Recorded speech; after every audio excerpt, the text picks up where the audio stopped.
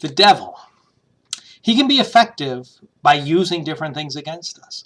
One of the things that the devil will use is distraction. Think about this. The devil has been around for a long, long time. This gives him an advantage over us. He knows what makes human beings tick.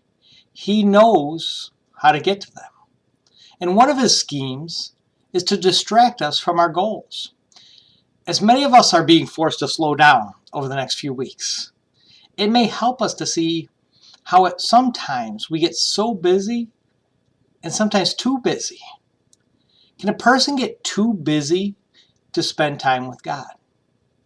Watching television, Netflix, YouTube, Disney Plus, rushing to work, housework, errands, Facebook, texting, on and on and on.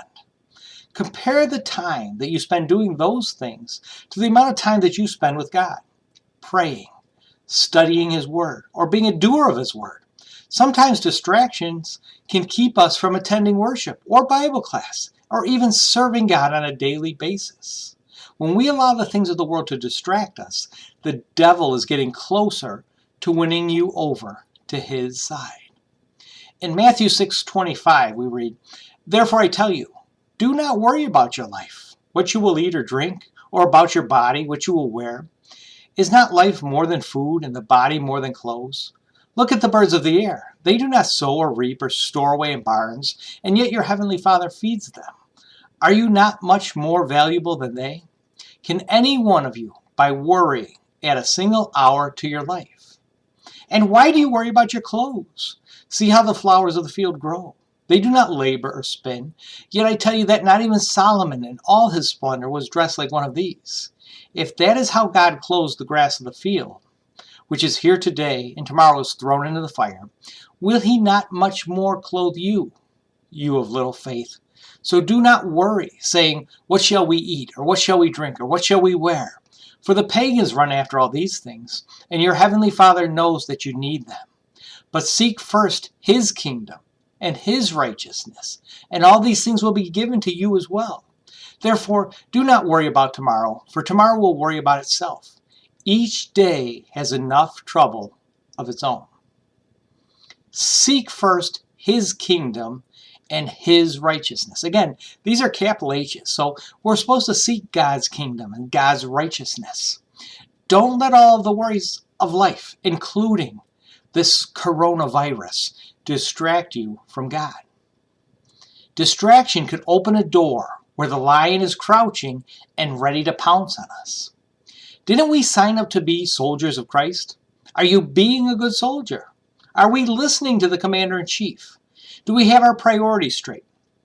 Are we keeping from being distracted by worldly things? With all this craziness, it seems as if we need some help, or at least some encouragement. Consider 1 Corinthians 10:13. Paul tells us, no temptation has overtaken you except what is common to mankind. And God is faithful. He will not let you be tempted beyond what you can bear. But when you are tempted, He will also provide a way out so that you can easily endure it. Paul teaches us that the devil, he's actually limited. He can only tempt us in worldly ways. He cannot influence us in some miraculous way. He cannot tempt us in a way that will violate our free will. God will not let you be tempted beyond what you are capable of handling. Now, that does not mean it will be easy. That does not mean that the temptations will just cease.